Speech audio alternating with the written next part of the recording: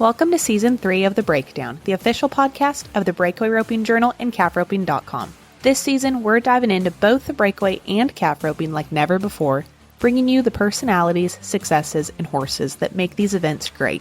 You can expect training tips from the top ropers, stories from the road, and industry news that goes beyond the numbers. I'm Taylor Vollen, your calf roping host. And I'm Lillian Kent, your breakaway host. And this is The Breakdown. Hey everyone, welcome to your first official episode of the Tie Down Breakdown. I'm Taylor Vollen and I'm your host. If you're a follower of the score and the short score over at the Team Roping Journal, my voice might sound a little familiar as I'm the short score host over there. I'm super excited to take on the Tie Down Breakdown and bring y'all along with me. This first episode though was a pretty neat one. I got to sit down and talk with Shane Hanchey on the phone for a good 45 minutes, if not an hour, this past week as he was heading to Fort Worth for the American. And on this episode, you're just going to get to hear a little bit about his story, his background, what his career looked like, and what his goals look like. We talked the early years of pro rodeo and his gold buckle, life as the event director, horses, and so many other things that I think you're really going to enjoy.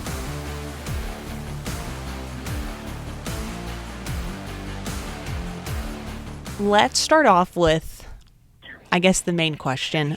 What is the Shane Hanchey story? What did growing up look like for you? How'd you get started roping calves? That type of stuff. Yeah, growing up, I roped, like, being in Louisiana, growing up when I did, we didn't really have a lot of youth rodeos. We had Little Britches Rodeo Association, and that's just what we did. And, being a junior boy in the Little Britches, it's goat time, It's flag race, it's ribbon roping, and it's breakaway until you get to the senior boys where you finally got the tie down, So, growing up, we went to the Little Britches rodeos on the weekends, and then the whole family, 2 or 3, 4 rigs every July made the trek up to Colorado Springs and went to the Little Britches finals. And it's so funny because I still have friendships with guys that, I met at the Little Britches finals, so it's pretty cool knowing that, rodeoing, I never would have thought that going to Colorado Springs every summer was going to turn into gaining friends, nationwide, right. and it's certainly done that. So, and I was big into baseball. I never even thought I was going to rodeo for a living or make national finals. No, I just Little Britches rodeoed on the weekends because my cousins did, and I felt like I needed to do it. And I was ate up with other sports. Yeah. And so, kind of fast forward a few years, played travel baseball with 3 or 4, maybe 5 big leaguers that made the majors. And so we were on the same team from 8 and under coach pitch till 14 years old, pretty much. So there was a bond there that was greater than probably roping at the time. And I just really enjoyed it. And so, I just kind of thought that's what I was going to do for a living. And then I think everybody's kind of familiar with my horse Riata. Yes, And so, my brother got that job down there in Florida where he's still at today, working for Buck Daniel at Buck's Ranch. And that, of course, is where Riata was born and raised. And my brother got to break him and train him. And that was his first really project with Buck at the time. And, he thought my brother did a good enough job. He offered him a job down there, and they got in the rope horse business. And, at that time, there was no fraternities or anything. It was pretty much just AQHA ropings and rodeos. And once Jason showed him at a couple horse shows and a couple world shows, Riata was just kind of sitting down there. And I'll never forget the conversation. Uncle Buck asked me if I could find Riata a ride back to Louisiana, I could take him. And that was my freshman year in high school. And I probably weighed 120 pounds. And I just knew that I'd rode him at a few high school rodeos when my brother was still down there. And he made me feel like a roper. Yeah. And I just knew that when I got that opportunity that, I was turning in the baseball gear and I was shifting all my focus to becoming a tie-down roper just because I knew something told me that this is a once in a lifetime opportunity to take advantage of it. Mm-hmm.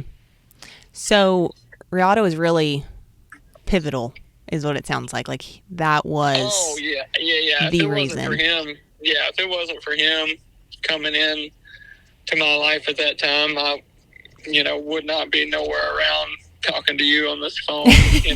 14 hours later. So, what he did for me was so much more than just, mm-hmm.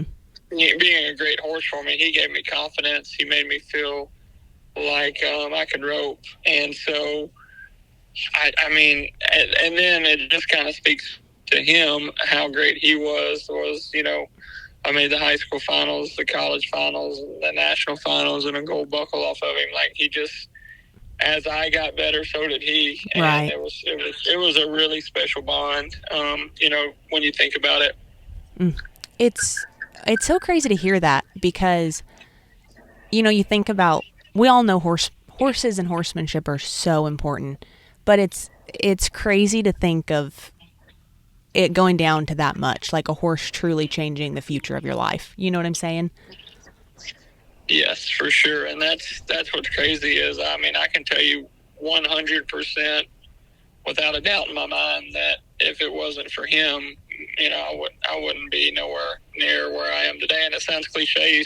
You hear a lot of people say that, but I mean, I was not going to rope. Mm-hmm. I went to the high school rodeos, but just like the Little Britches rodeos, only because my brother went, and that's what we kind of did, right. And then he just turned me into a really fierce competitor and someone who didn't want to lose and didn't expect to lose when I was riding him. I know you said, the focus didn't shift till high school, but I'm curious, Louisiana at that time, who would have been kind of the people that you would have roped with growing up, or mentors, I guess, or?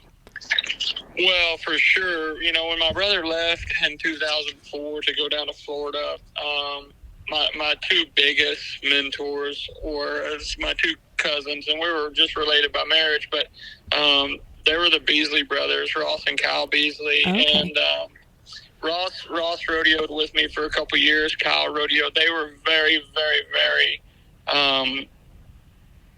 well advanced in the roping. They were very smart. Like, they won a lot from the junior rodeo level to high school rodeo to college rodeo, and then it turned into the pro rodeo. Like, they kind of molded me to be the roper that I am, mm-hmm. as far as like the little fine tunes. They just really thought about everything, to where before I just went and roped. Like, if I made a good run, I made a good run. But they really broke everything down on, everything. Like, what kind of strings I need to use, how my ropes need to feel. And that was something that during this transition of getting Riata and then understanding, like, okay, you have to go through all of this stuff to do this for a living. Mm-hmm. And I remember, they lived, 3 miles from me, so I'd be over there every night, and we'd be watching NFRs and really just ate up with roping. And, we had one of those wooden tie dummies and a roping dummy, and we would rope and run down there and flank and tie the dummy, and, we would tell ourselves we were 10th round NFR for a gold buckle. All that stuff. And so, that played a huge role, having them two guys serve as brothers, when mm-hmm. my brother left. And, I still talk to them, 3 or 4 times a week. So they were really pivotal in my success, especially at a young age. And being able to rodeo with Ross in 2011 and 2012, mm-hmm. I look back on that now and really kind of miss it, and just it was really cool. Right. So you made your first finals in 2010? Yep. What did those first couple of years of rodeoing look like for you? Well, yeah, so 2009 was my rookie year, and I think everybody, me and Tuff were really close. We were mm-hmm. really good friends growing up, going to the high school finals together, and then Barry Burke's junior opens and the junior opens, during the summer. And so we got to be really close. And 2008 was Tuff's rookie year, and he ended up, making the NFR. And he took Riata out there with him, and so I went out there and I got to rope the extras, and I thought that was pretty cool. You know, I For get to sure, go yeah. rope in the Thomas and Mack. I mean, I thought maybe that was probably the only time I was going to get to do it. And so 2009 rolled around, and I bought my card, and Riata got really sick on our way from Prescott, Arizona to St. Paul, and got pleural pneumonia. And I remember I got him to Casper, and he sat there for a couple weeks, and then actually my cousin Kyle Beasley drove him home, and he was out from, you know, the first week in July until the end of November. Oh, and wow. So I kind of had to mount out, you know, the majority of the summer of my rookie year, and was still able to win the rookie. I had guys behind me, you know, Clint Cooper with Sweetness at the time, and then Justin Maha had a really good gray horse that he let me ride. And if it wasn't for Maha, I probably wouldn't have won the Rookie of the Year. He let me on his gray at the right time, and we kind of went to winning.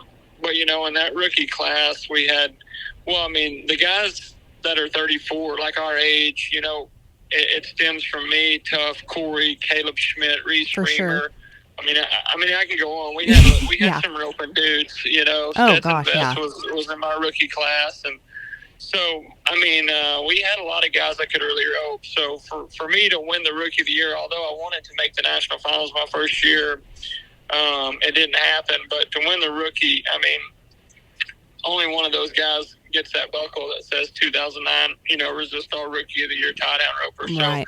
that was a really cool achievement, but there was so much more left because I just knew after going out there and seeing how these setups were, like Greeley, St. Paul, being out there, not necessarily winning at them, but understanding the situation and understanding the setup. I was so eager for 2010. And, you know, we got Riata back healthy, and Tough rode him again at the finals in 2009. And I just remember Fort Worth, short round. I mean, it was Super Bowl Sunday. The Saints had just won the Super Bowl, and I won Fort Worth. I thought that was going to be the best day of my life. I was just going to say. Yeah, I mean, the Saints have been so bad forever, and Drew Brees came in and saved the organization, and they won the Super Bowl, and then I won Fort Worth that day. And that's kind of the moment where I was like, okay, I feel like I can do this, was after I won Fort Worth that night. You know, because then it wasn't a tournament format. It was anybody that's got a card enter, and let's find out who the best roper is. And you know, I was the last man standing in 2010, and that just got my winter going. Yeah. I mean, it really gave me a lot of confidence. And I made the short round at San Antonio that year, and made the short round at Houston. I think after Houston, I had almost 60,000 won. Wow. So I was really excited, and you know, 2010 having 60,000. I mean, I'm not saying that's equivalent to Shad having 100,000 by no means, but it was a lot of money then, you know. Yeah. And so, with that being said, I mean, I just felt like that was, you know, this was my year to get on the scene and make the national finals. And I remember when we got to the, I think, you know, and I can't really recall, but I think it took around 80,000 that year to make them. But I remember at Bremerton, I think I got over 90,001, and I remember Tough telling me, you know, congratulations, you made your first national finals. And so that's just some deals that just kind of stick out to you, you know, when we're rodeoing and stuff.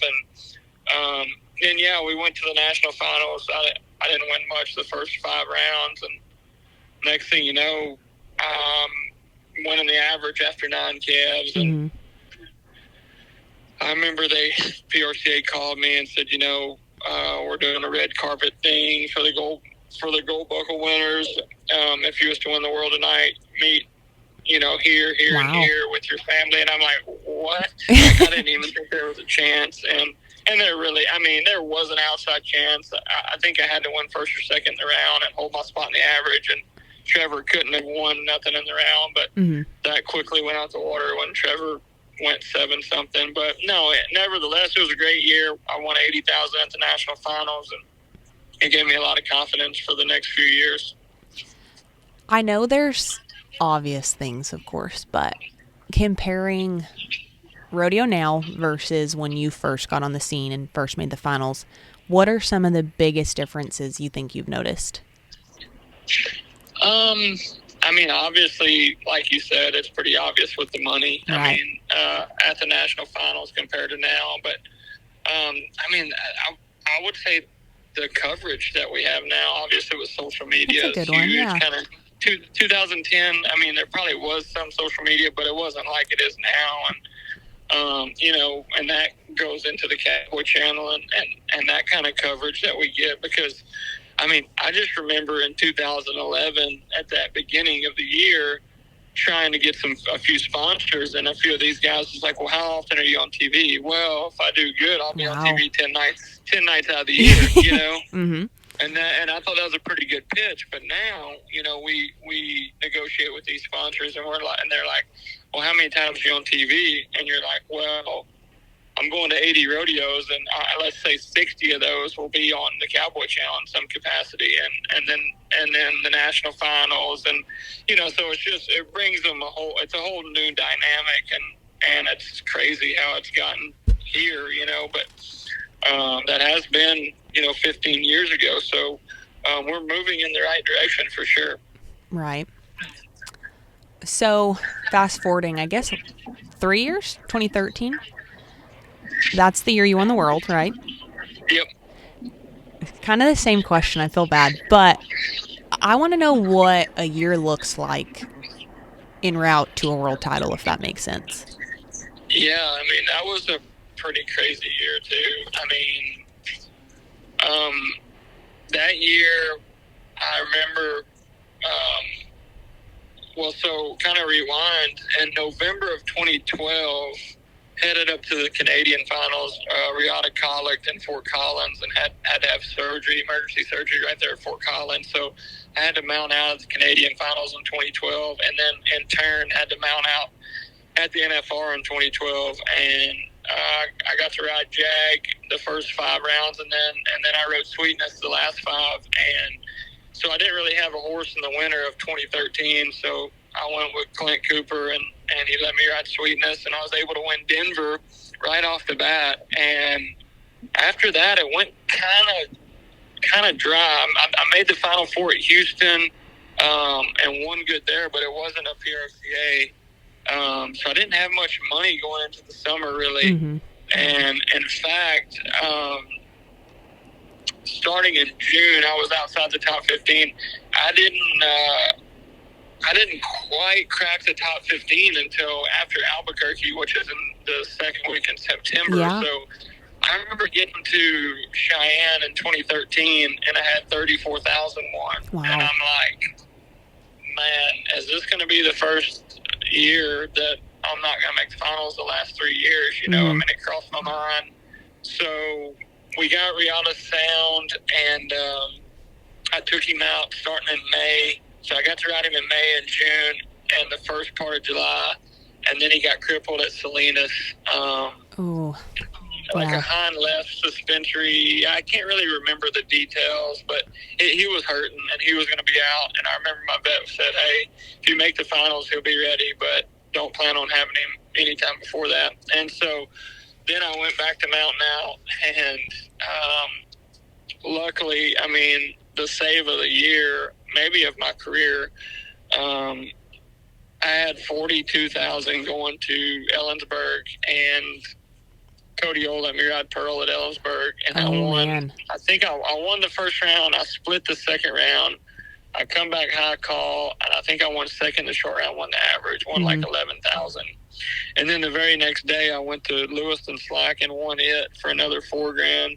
So I went kind of from nowhere to right in the mix, right. Just after 3 or 4 days, and that gave me a lot of confidence. And went to Lewiston, won it, and then went to Puyallup. I rode Pearl at Puyallup, didn't win nothing, and we drove to Albuquerque.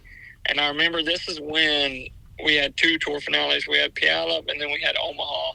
Oh, that's right. Yeah. Yeah, and I knew that if I did good at Albuquerque, that I could get in front of Shane Slack and make it to Omaha. And so I rode Pearl, and I think Shane Slack was 8-2. It was a one-header. He was 8-2, while I went 8-1. And so ended up getting into Omaha. And, I mean, still, I'm not going to sit here and tell you that I was a shoo-in for the finals. I went in 10th that year. I mean, it was still kind of rocky, but I knew I had a good chance to make it. And so then, we go in 10th, and I was 70,000 back at Tough that year. Tough had a heck of a year. And 70,000 in the old money is a lot of money to make up, when the rounds are only paying 14,000, 15,000 a night. And so I got to take Riata. I ran one calf on him at Trevor's Thanksgiving night.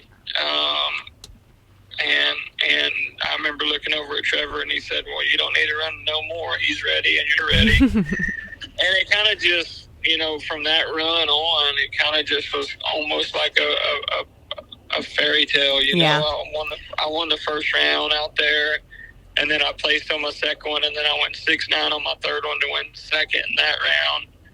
And then it was one of those deals. Kind of after the third round, I'm like, man, stay out of the way. Something special could happen. Yeah. And, ended up winning a couple more rounds. And at that time, setting the average record, setting the money earnings record at the national finals, and won a world title. So it was a lot of ups and downs from, I'd say about November of 2012 till December of 2013. So I learned a lot, and we got, the ultimate goal accomplished. And, it's something that I think about a lot,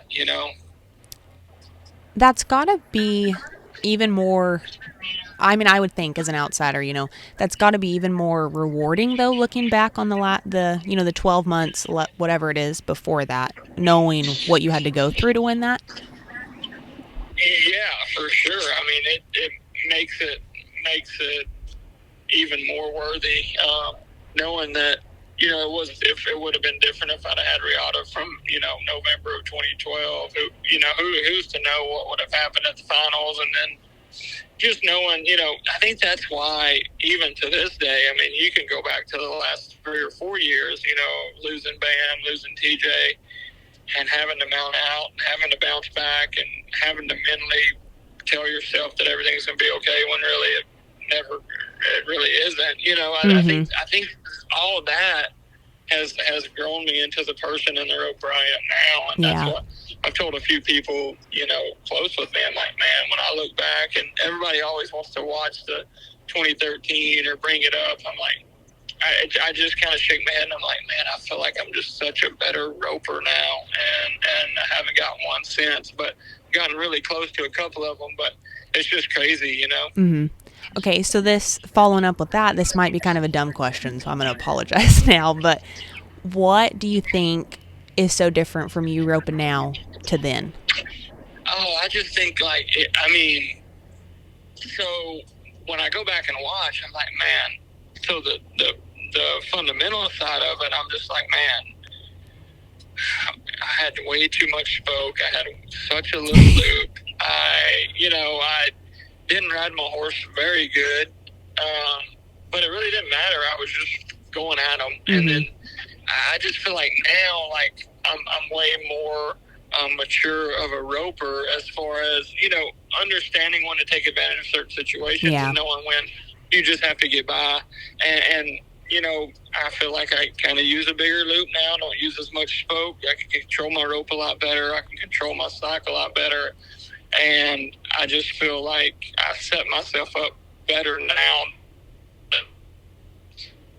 Really, if you go back and watch 2013, I mean, I was putting wrapping the hooies on in the third round, and like now, I'm probably not doing that. So there was a little bit that I need to take from that week and roping, because nowadays these kids, man, the roping's changed since 2013. Yeah. Roping's changed since 2018. I mean, it's just like now it's like, man, you have to go at every calf and act like it's a one-header and try to win first, because if not, them guys behind you dang sure are going to, Well, and that was going to be kind of my next question, again, a dumb one, but just was that a personal preference to make those changes, or was it because the environment around you was changing?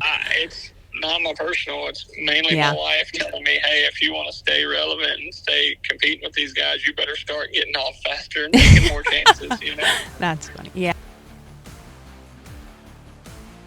This episode is supported by Fastback Ropes. Fastback's commitment to quality no matter the conditions is something they pride themselves on, and it's made them one of the premier rope makers both inside and outside the pro rodeo world.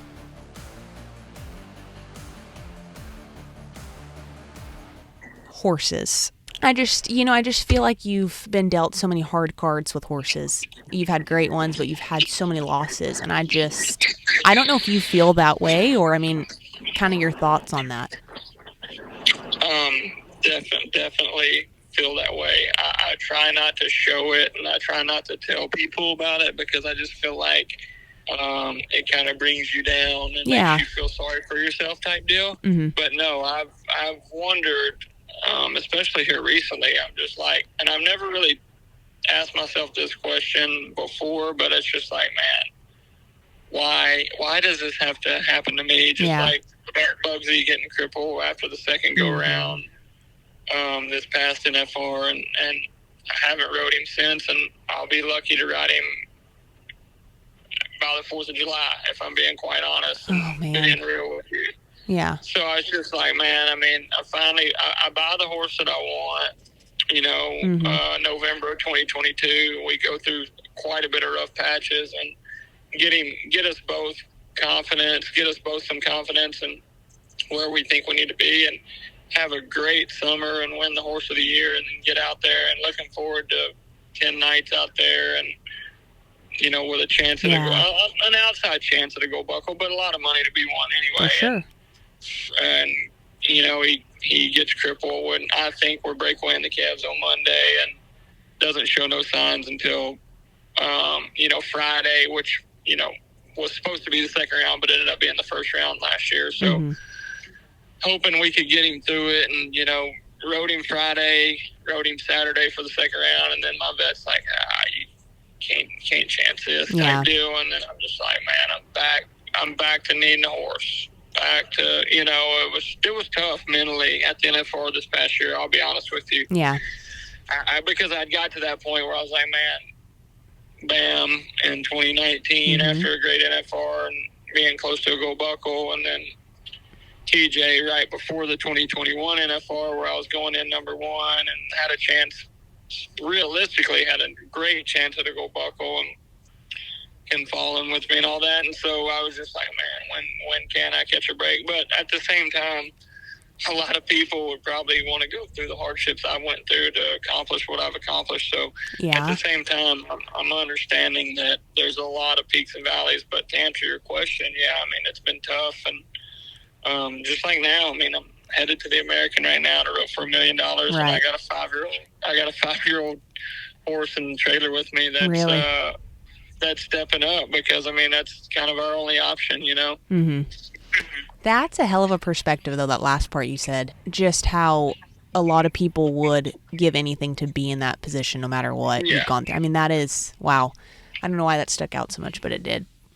Yeah, no, definitely. Look, I've been really fortunate. I've won a lot of great rodeos, and I've made the national finals 14 years in a row, so how bad could it be, right? But until you know what a person's been through, you just assume, man, that guy's made the finals 14 years in a row.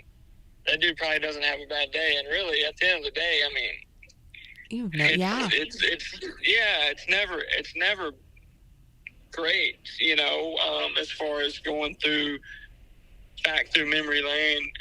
There's a picture of me and Bam at Oakley, Utah, that's to the left of my bed, just on the wall, and it's the first thing I look at every day when I wake up. And I think the first thing I think is, how nice would it be to have him right now? Instead of being like, man, that was, it's just part of it. It really is. So kind of what I go through every day, but I really have enjoyed riding these young horses, and I never thought, my uncle and my brother trained horses, and growing up, if I wanted to rope, this is partly the reason I didn't want to rope growing up, is because if you wanted to rope, you had to work the chutes and saddle and unsaddle for 25 horses after you got out of school. And then when they got done working horses, then it was me and my two cousins, Jackie and Jesse Light. It was our time to rope. Well, by that time it was 9:45, 10 o'clock. We had school the next day. The last thing I wanted to do is rope.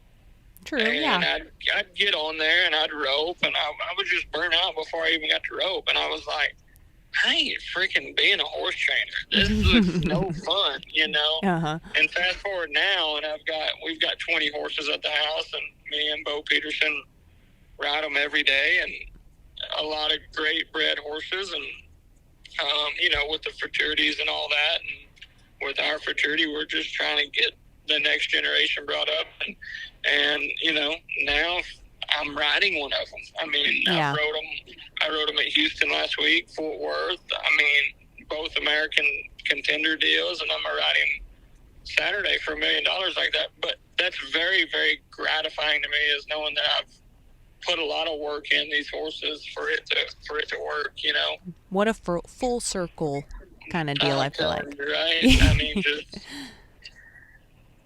crazy. I never would have thought that I would be where I am, but it's pretty cool. And like this horse, it's creepy how much he reminds me of Riata. I mean, creepy. I mean, like same mannerisms, bald face, flax mane, like just moves the cattle the same way he did, pins his ears. Really? I mean, low-headed. It's freaky. I even hate. And that's what I mean. My brother's been telling me that since last year, that this horse, man, he reminds me of Riata. I'm like, you can't compare this horse to Riata. I mean, it's unfair for him. And then we won. We won $115,000 on him his 4-year-old year at the fraternities and stuff, and then probably have already won 50 or 60 on him this year. And it's just like, after the third round at Houston last week, I finally told my brother, I'm like, I think I feel what you've been saying. Yeah. And he's like, no, it's been there. You just are late. And I'm like, man, it's crazy. It's almost, it really is a full circle, because it's like I started my career on that bald face when he was 5 years old, and now I have a bald face that's 5 years old that he very well could take me to the end of my career. Wow. You know what I mean? Yeah. So it's pretty mesmerizing, really. That's really neat. That is, wow. That is really cool. Yeah, I have chills after that. That's cool. It's neat. So, well, we've got a good group of 4-year-olds coming up and going to be at the RFA with, and so we're excited about the fraternities this year for sure. And next thing you know, we'll be rodeo in the summer. So when you kind of got started with the fraternity stuff? The fraternity, I mean, like the calf roping fraternities really haven't been as big of a hit as the team roping deal. Right, And I just knew there was a lot of breakaway and tie-down horses that could shine, if we gave them the right platform. And, I called Haven and I said, hey, we got to do some fraternities, and at first it was just, and then we were like, hey, we need to get some team roping, because that's where the numbers are, and that's what's going to drive guys to the calf roping and breakaway. And so we called Driggers, and next thing you know, I had a call with Jeremy Barwick, who y'all just did a podcast with. Yeah. I cold called him, and I'm just like, hey, you don't know me, but I know you. I said, would this work? And he said, you live in Stephenville? I said, no, I don't live in Stephenville. He goes, you ever come? I said, yeah. He said, let's meet in my office. Maybe I'd like to be a partner. And I said, you just tell me when. Yeah. And so I showed up a few days later, and we talked about it. And he said, well, the only way to make this work is to make it a stallion incentive. And I'm like, I rolled my head, and I'm like, man, everybody's doing a stallion incentive. And then he said, but why can't we be different? And I'm like, let's hear it. And so next thing you know, we're rocking and rolling. We're looking forward to May 9th through the 12th in Ardmore for sure. Right.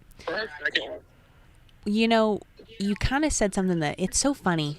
When I get the most impressed by a horse, it's when I'm watching the breakaway or the calf roping, to be honest. Yeah. And so it's so funny, like you said, that there really hadn't been much at all for the breakaway and the calf roping when it comes to fraternities. And That's Yeah, interesting. I mean, and for us, like, making these horses that we want to eventually be rodeo horses, like, it was hard for me to bring, let's just say a 5-year-old to an amateur rodeo where guys are riding their good horses at, or a pro rodeo where guys are riding their good horses at, and I'm trying to season this horse, give him some confidence and win, and I'm like, man, there's got to be a better place for this. And and then I started going to the Royal Crowns, who was really the first few futurities. Jay had a few calf roping futurities with the ARFA and with the American Rope Horse Futurity, but I remember going to the Royal Crowns the last few years and going, man, this is the perfect spot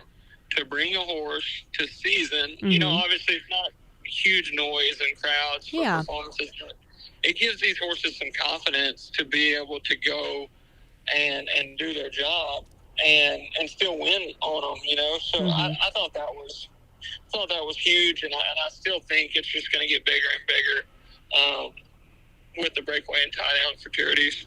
Right.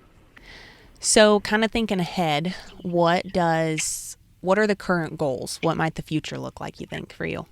Yeah, I mean, every year I set out for a gold buckle. Everybody wants a gold buckle, but it's like, this is another thing that sounds cliche, but one's really not enough. I stay up at night wondering how I can get the next one, but I'm 34 now, so I feel like I'm really in it physically, and the national finals, the first 2 goals is a goal. Other than that, I've got a lot of other stuff brewing, as far as young horses and these futurities and all the other stuff, that I do. And, having our first kid in May. So, things are going to change quite a bit, but at the same time, we're going to try to keep things the same and still be relevant, roping calves. Right. When, May, boy or girl? It's a boy, May 23rd. Oh, man, that's got to be even more exciting. A boy? Yeah, we're excited. I just knew we were going to have a little girl because all my nephews really? were running around. Yeah, there's 8 of them, and I'm like, we were definitely going to get a girl. But no, it's a little boy. We're going to name him Strand. Cool. Strand Jacob Hanchey, and he's going to have any bit or saddle he wants. It's going to have SH as the initials, but I'm hoping like hell that he wants to swing some golf clubs instead. Are you a big golfer? No, I golf quite a bit in the summer, but I'm not. I wouldn't say a big golfer, but I pay attention to the sport enough. I know that's gotcha. Where a lot of money is to be made. Hey, that's a fair point. I didn't even think of that. Yeah. Kind of switching gears a little bit, but staying in the now. You're the event rep. I feel like there's a lot of people out there that don't understand what that looks like. Can you kind of break that down a little bit? Yes, I would love to clear up any confusion of what people think I can actually do. My power pretty much is to set tie times and set the barrier. Other than that, it's all through the board of directors and the approval and the rodeo administrator. Now, we do get some say-so in rodeos that would like to not go by the rule book as far as, Oh, yeah. For example, any rodeo that has 4 performances, by the rule book, it's supposed to be a 2-go-round rodeo. But a lot of things have changed and just different stuff as far as logistics and stuff like that, as pertaining to each individual rodeo. Like, just take Cody, Wyoming, for example. Well, they've got 4 perfs, but it's over the 4th of July. They had 30,000, and they had 30,000 across the board, and that's a big deal for us. If a rodeo wants special approval, for me as a calf roper, my number one concern is, do they add equal money in the team roping? And if they do, then I'm more on board. But not if they add double in the rough stock. You know what I mean? So there's a few things that I got to go by, for me. I was like, one, is it add equal money across the board in the rough stock and the timed events, and do they add equal money in the team open? And if that's the case, 9 times out of 10, I'll approve it for being one head. But there's some rodeos that I just don't feel like need that. If we're in the Great Lakes circuit or the Southeastern circuit, where them guys don't have a lot of 2-head rodeos. Yeah. Every rodeo is different, but I do get a little bit of say so on the formats of these rodeos. But other than that, I mean, I don't have no say so who's got the calves in Chinook, Montana. I don't have any say so who's got, who's flagging the tie down or the team open at Jackson, Mississippi. It's out of my hands, and unfortunately, I have no control over that. So there's just a few things that I do get the opportunity to change and hopefully get the guys to benefit from. But other than that, it's a pretty thankless job, and my phone seems to stay ringing nonstop over stuff that I really don't have any control over. Well, that was going to be my next question. I bet your phone is always blowing up. Right? Oh yeah, I mean, and I've gotten now. This is my second term, so I've gotten now to where, my first term I was like, man, I got to answer these calls. This committee's calling, or this guy's calling from this rodeo, or this roper is calling. I'm like, so now I'm just like, man, I put my phone up when I'm roping, and if it's after 6 o'clock, good for you. They get a call the next morning. So I've kind of gotten better about all that. And, but I mean, one thing that I will tell you that I've learned so much being on this side of it, as far as the rodeos and the committees and the contractors and what they have to go through to make, every event, good enough for our standards. It's tough. So I've learned so much on that side of the spectrum. I used to be that complaining calf roper that was like, man, why are you bringing these calves over here? And so I kind of know more now, and I'm not so quick to be upset with a particular committee or stock contractor or whatever. Mm-hmm. I just know there's a lot more to it than caring if Shane has a calf that kicks or not. Well, and I think that is very big to put out there. Like, I was going to ask you if you felt like you had a new, outlook as a contestant, and I feel like I like that you brought that up yourself. I think that's really neat. Yeah, and I mean, look, I hate losing as bad as anybody in the USGA, and I hate it. But at the same time, you're stuck in the moment a lot of times directly after, but a lot of different times when you got plenty of miles to drive and think about it and understand, man, it's not necessarily this guy's fault or that guy's fault. I mean, it's just at the end of the day, I mean, sometimes it's just rodeo, and so I feel like, to answer your question, I've learned so much, and it's helped me, Mm-hmm. I'm curious to know what dealing with the West Coast, if your eyes have been opened to having to deal with the West Coast rodeos at all, and like what goes on to make sure, just since it's so targeted with animal activists and everything over there, like what that kind of looks like as a director. Yeah, I do a lot of stuff with the California circuit, and really, there's been so many different rule proposals or ideas, I should say. I shouldn't say rule proposals, I should say ideas to try to make it more, beneficial for the calf roping guys over there in California. And really, at the end of the day, I mean,